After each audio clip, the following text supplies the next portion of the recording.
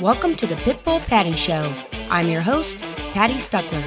We're keeping it real here with straight talk and sharing true stories that will inspire you to change your life. Are you ready for this? Because here we go.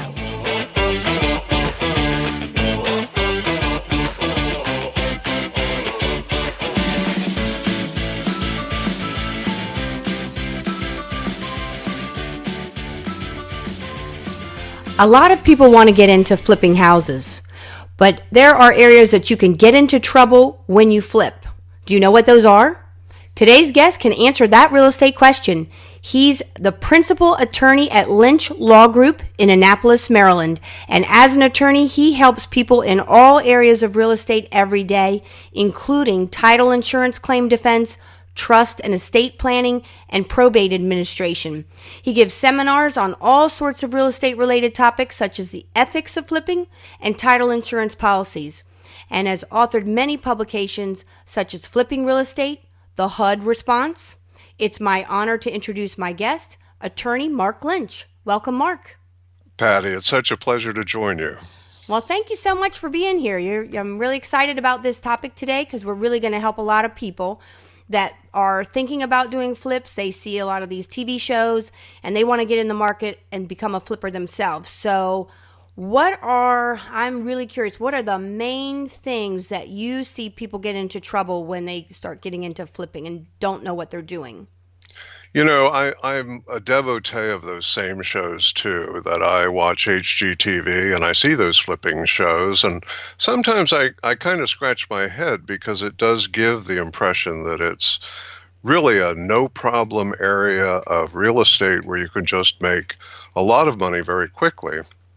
And that is true, but there's an old saying in real estate which we used to use in underwriting, and that saying was that flipping is not illegal, but illegal flipping is illegal. And Yeah. what that means is that a traditional flip is really the American dream.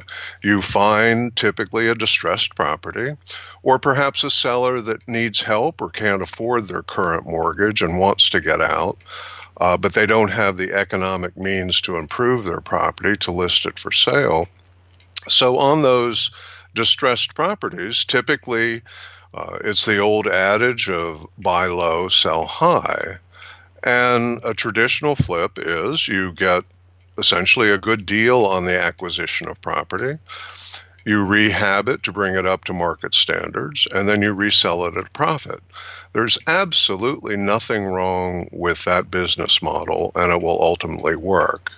Where people go afoul of the law or afoul of the ethics of flipping is they try to cut corners. And you know as well as I do, Patti, that when you cut corners in real estate, it's bound to lead down a bad trail. Mm-hmm. Yeah, okay, so absolutely. So when you say cut corners, what are you specifically referring to? Great question. Well, typically the first misstep is the concept of buying the property. And in real estate, flippers have tortured that version of buying real estate. And what that means is they never actually acquire title. They have a contract of purchase, but they attempt never to acquire the record title because, frankly, they don't want to pay the transfer and recordation taxes. They do rehab the property while the seller is still residing in it or shortly after they move out. And then in the ultimate flip, they try to use the purchaser's new funds both to pay off the acquisition to the seller and make a profit. And over the years, lenders have finally figured out that dual flipping is both a regulatory problem as well as an ethical problem. Well, if someone wants to do that and they were doing what you were just talking about, then are they typically people that then would approach a seller and say, "Hey, I'm going to do," because obviously they're going to do all the work to the property and they're going to be spending money on it but not legally own it. Do they do some kind of paperwork on the side? Why would they even want to take that risk without owning it? Well, that's exactly what happens. And you know the old adage in real estate, and it's been true throughout real estate, that when you have a contract of purchase and submit that financing to the lender, sometimes the lender doesn't get all of the addendums. Now, sometimes it's oversight, sometimes it is just inadvertent, but unfortunately in the flipping scenario, there are essentially side deals that flippers try to engage with the sellers, but you know that there's a problem when the owner of the property never knows what the resale price is. In other words, the investor might say, I will pay you $100,000 for your title to this property on a property that's theoretically worth $200,000. But the seller never knows the amount of profit that the flipper will make. And that is a critical problem, because then the title is damaged, because the original seller can always file suit. And believe me, they filed suit by the thousands to set aside the ultimate purchase by the new homeowner. And bear in mind that the new homeowner that's buying this flip property has no idea of what the underlying contractual relationship is between the owner and the flipper. The flipper becomes an intermediary. So the buyer, when that happens in these cases, what happens to the buyer? Do the buyers end up getting the home, or that just it becomes a big litigation mess and the buyers don't even get to buy the house?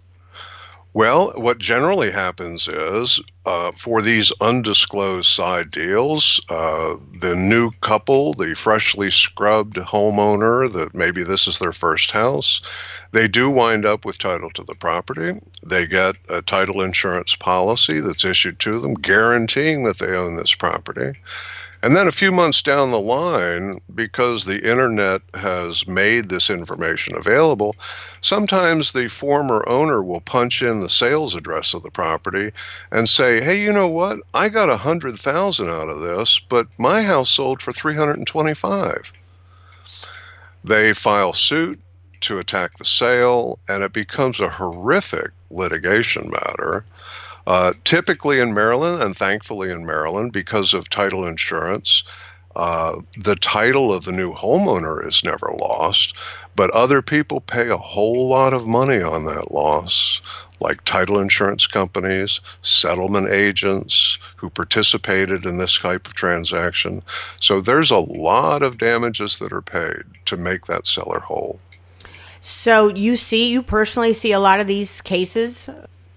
Well, actually, I filed many of them and defended many of them. They were largely prevalent in kind of the go-go period before 2008 when the market crashed. But the significant part of it was that this type of flipping drew attention by the federal government and the Federal Housing Administration, the FHA, which has been the traditional source of financing for especially first-time homeowners. And because flipping was such an economic disaster for so many people and the litigation costs were so high, FHA stepped in, and for flipped properties, they enacted some very specific guidelines so that you couldn't get an FHA loan on a property that was in the process of being flipped. And that helped depress those number of lawsuits. Well, I can remember back, after the crash of the market in '08, I can remember this being a lot of attention for flipping and new rules being put into place. And then all of a sudden, if you were going to purchase a property, you would have to wait at least 6 months before you could sell the property, and might have even been longer. I'm not sure if that's still the case, or are there regulations now as far as how long you have to hold a property before you could sell it? You have an amazing memory, Patti. My husband wouldn't say that. Well, I dimly remember 2008, but you're exactly correct. The original FHA regulations came in 2005, and that's exactly the criteria they put on it. They felt that if the property that was the subject of the new own had not been owned for less than 180 days or 6 months, that we really needed to get a more careful look at that. And they required specifically not only just the one-time FHA inspection, but additional inspections to make sure that the work that was attributable to the inflated value had in fact been done. And a lot of times flippers cut corner with a little paint and putty and didn't actually do the structural changes necessary for value. So within that 180 days, if you pass those inspections, it could bear an FHA loan. But most significantly out of that legislation, if you owned it for less than 90 days, you couldn't get an FHA loan because the government felt that, you know what, if this property on a distress basis is worth $100,000 and your new loan amount is for $425,000, then magically it just didn't increase in value. These are pretty specific structural improvements that increase value. And they wanted to absolutely make sure, not only for their own protection, but for the benefit of the FHA buyer, that they were in fact done. Mm-hmm. And that helped eliminate some of the problems. Yeah, I can imagine. And I can tell you, I still see on occasion some properties where it'll be usually a foreclosure.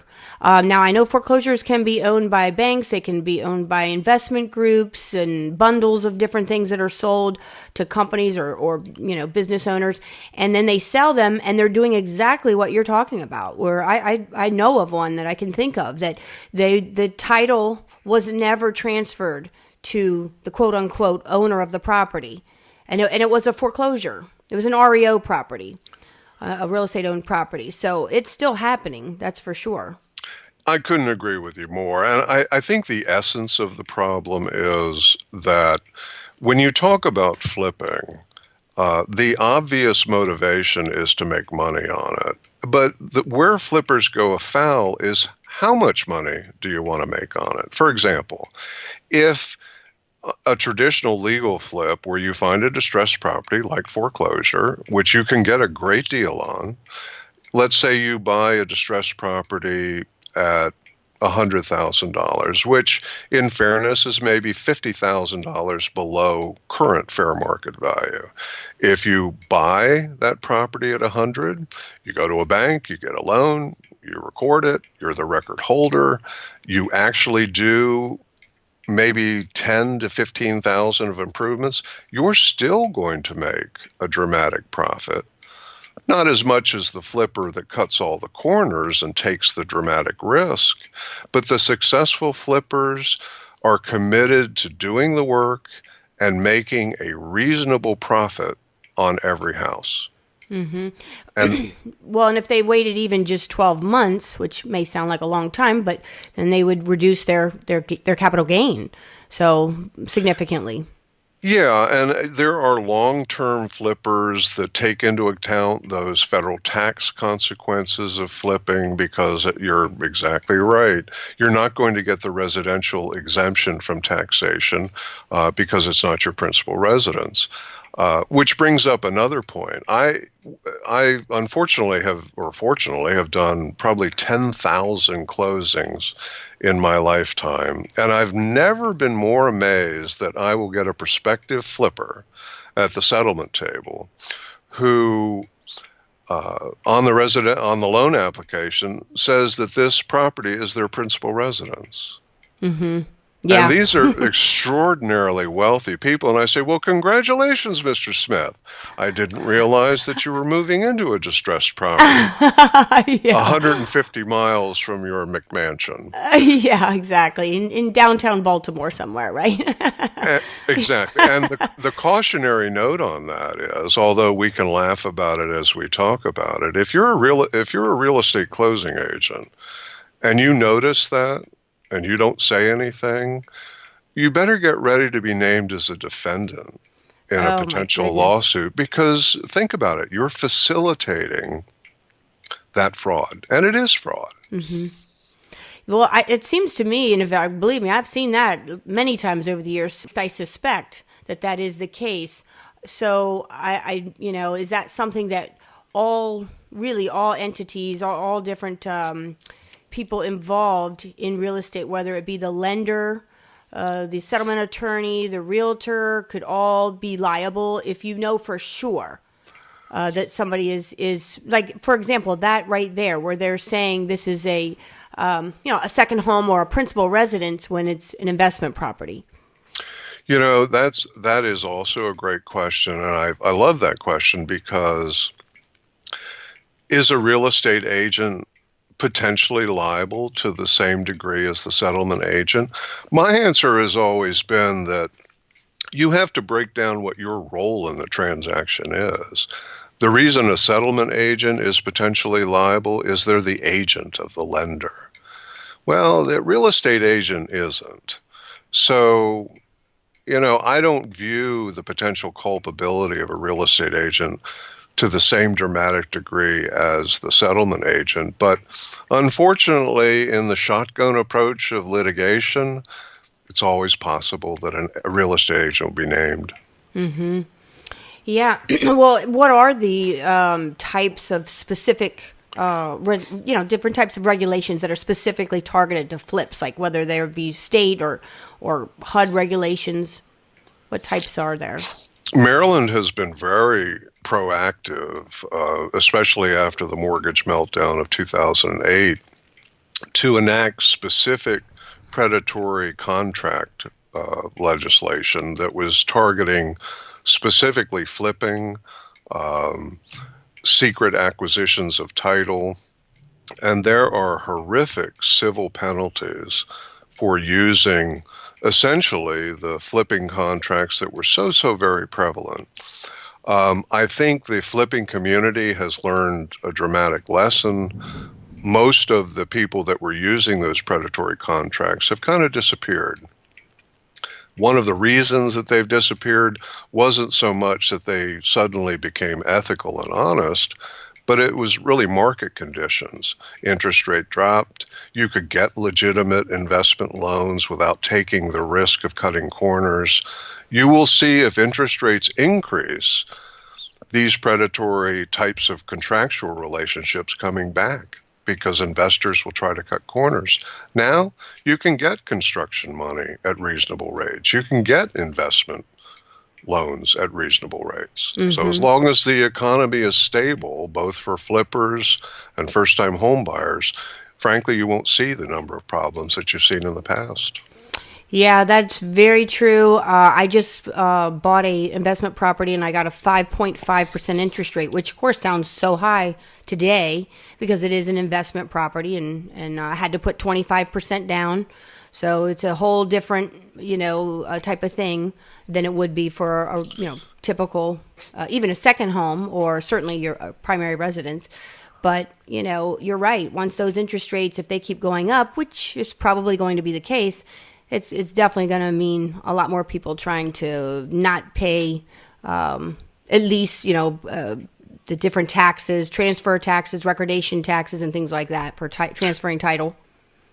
Tragically, it has always seemed that people get a whole lot more honest when it's easier to be honest. And I'm not sure why that's true, but on your point, too, not to sound tragically old, but when I bought my first house, the interest rate was 17%, and I felt lucky to get it. Mm-hmm.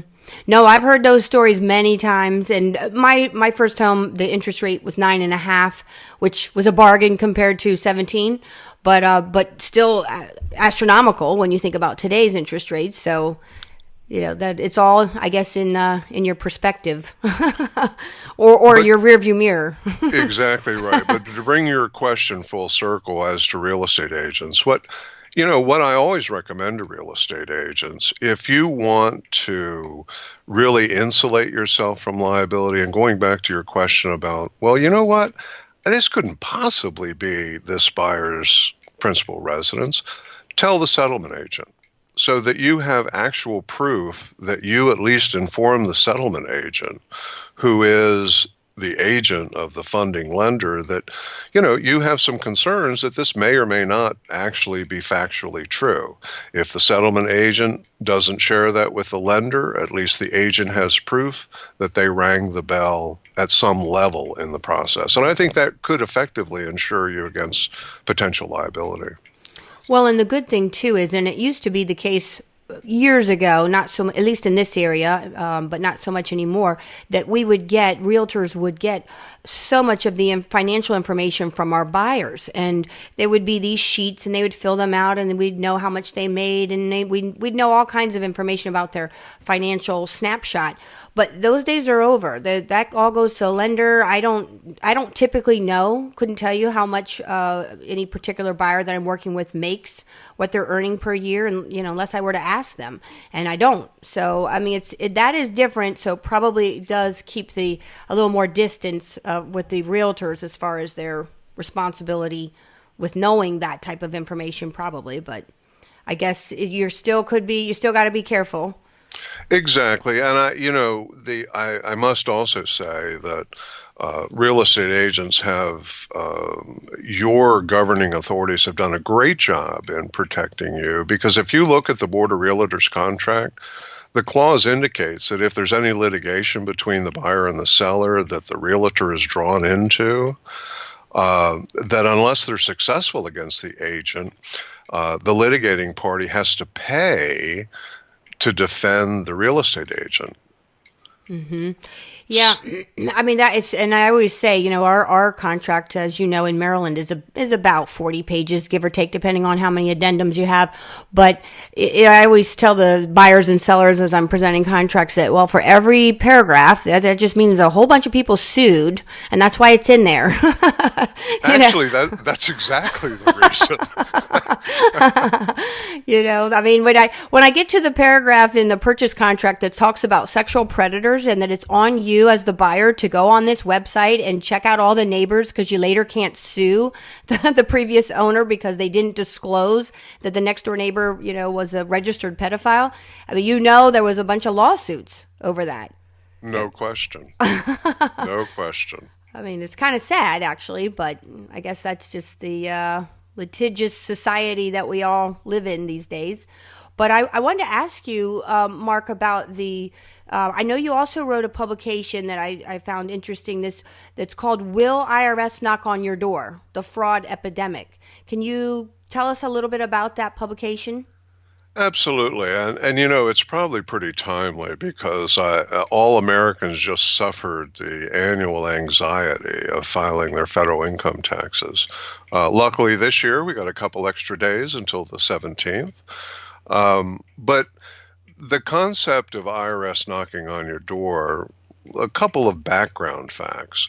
When you file your income taxes today, or April 15th, 2018, you have the lowest possibility of being audited in the last 15 years. And that's attributable to budget considerations from IRS. So the risk of audit is very low. But having said that,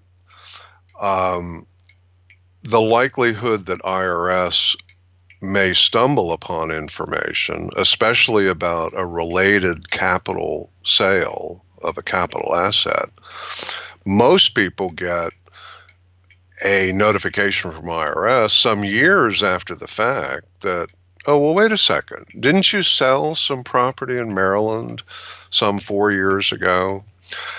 And how we've reacted to that from a tax standpoint is flippers, amazingly enough, felt that because they never took title and they only had a contract which they were assigning, whether they got $2,000 or $30,000, they felt, and they induced settlement agents never to report that transaction to IRS on a 1099. Now, as you know, in real estate, for many years now, every settlement agent is obligated to report to IRS the sales of real property. And there is about a 3.5-year lag for those real estate 1099s to be matched up with the taxpayer. So illegal flippers, it doesn't matter whether you receive $20,000 from what you call as a contractual assignment or a sale of recorded property. It's still income to you, and it's still capital gain. So a lot of the flippers who fancied themselves as contract experts and said, well, you know what? I never took title to it. I just assigned some paper. I did get $85,000 for it, but IRS doesn't know, and I'm certainly not going to volunteer. Mm-hmm. Well, settlement agents knew that even those types of transactions were reportable. So those investors got caught, not immediately, but some 3 to 4 years after the fact. And that, remember, it's not only the original capital gains, but it's 3 to 4 years worth of interest, penalties, and a lot of other fees that can inflate that indebtedness. And the bottom line in all of this is you don't want IRS or the comptroller in Maryland reviewing your taxes for any reason, and you certainly shouldn't give them a reason to troll through your records. Mm-hmm. Yeah.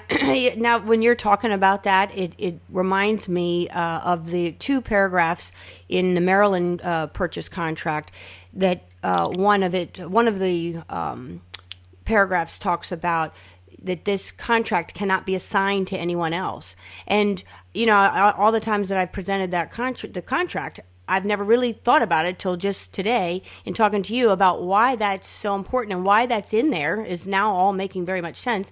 And the paragraph that follows that talks about that that there's nothing on the side that we're not discussing, that this is the entire contract. There's nothing on the side. So exactly what you were talking about before, where they failed to enclose some addendums or include some addendums to the lender.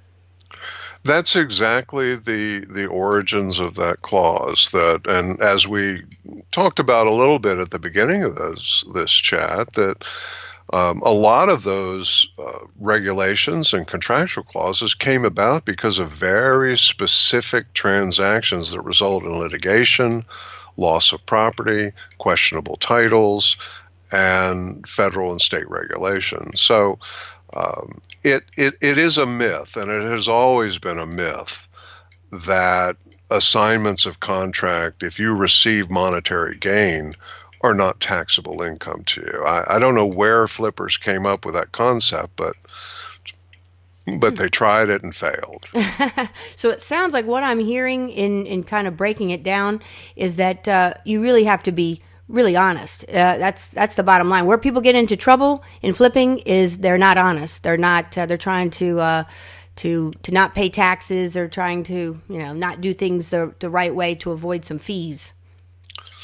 Well, exactly. I mean, I used to give speeches all over the country in California and Texas and New York about these issues too. And, I used to say at the end of the lecture, I said, if you really want to determine whether this contract is illegal or potentially illegal, pretend you're presenting the specifics of this contract to your mother. And if your mother looks at you and just shakes her head, then you know that something's wrong. I mean, if you verbalize and put yourself in the position of these parties, would you want someone to do that to you? I mean, if you have that feeling in the pit of your stomach that, something's not right here, then you're absolutely right. Something's not right here. But not to frighten people away from it. There is absolutely nothing wrong with flipping. As long as you do it correctly. Yeah, and it's kind of that old saying too. You know what's the right thing when it's the hard thing to do, right? Actually, very well said. That's true. So, but there is a lot of money to be made in flipping, like you said. If you do it correctly and you do it honestly, there's still plenty out there. Plenty of profit in these properties. And in fact, just kind of a side note, I tell clients all the time, my favorite properties to look for, to tell people to look for, to flip, are really properties that, say, have an unfinished basement, maybe especially if they have a rough-in already, how terrific. And it's a bed, say a house that only has one or 1.5 full, baths, like one full bath and a half bath, or just one full bath. If you take a house just from an appraisal standpoint, you add another full bath when it only had one, that greatly improves the value of a home. So from appraisal standards and as well as, what buyers are going to pay for it. So that's a really good type of property to look for. And there's lots of other things. Very dated homes are great, where maybe they just are ugly because they're just so outdated, and so maybe cosmetically they're just very unattractive. But at the same time, they're solid homes that you can really update, fix up, and really buyers are going to really like that and pay a premium for it. So Patti, that's such great advice, because I think you really seized on the key of it, that when you find properties like that with an unfinished basement, if you made it an in-law apartment or added a bedroom or added a bath, that dramatically increases the value. And if you notice, too, when you watch HGTV, which my wife has locked our television set on this channel, we're not eligible to watch anything else, you'll notice that the successful flippers on there are actually doing the work. Mm-hmm. And what I mean by that is flippers tend, if you have no building skills and you don't know a hammer from a wrench and you have to hire contractors, you're not going to make near as much money as doing a lot of the equity work yourself. Mm-hmm. That's where sweat equity. Sweat equity is where the actual profit is, and that in conjunction with readily available financing at reasonable costs. If you can get the work done, cut down the expertise of the people rehabbing the house, that's where the real successful flipping comes in. Well, I tell you what, you just have been a wonderful guest to have on, Mark. And before I close, I do want to mention that you are running for the Register of Wills in Calvert County, Maryland. And I do also want to mention that when I did your intro, I could have spent all day, with the alphabet soup of your education and all of your credentials. I mean, you're looking at your bio is just like, but we don't have all day. So I wanted to spend the episode talking about flipping, but you're really a credentialed, an attorney, a very successful attorney in Maryland, and, wish you all the best in your election run for Register of Wills. Well, thank you so much, Patti. It's been a sheer joy to be with you today. I really did enjoy it. Well, thank you so much, and I'll have to have you on again at a future date, and we can talk about some title insurance and some other real estate related questions that you can help my listeners with.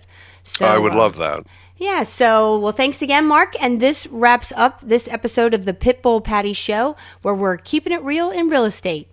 So until next time. Thank you.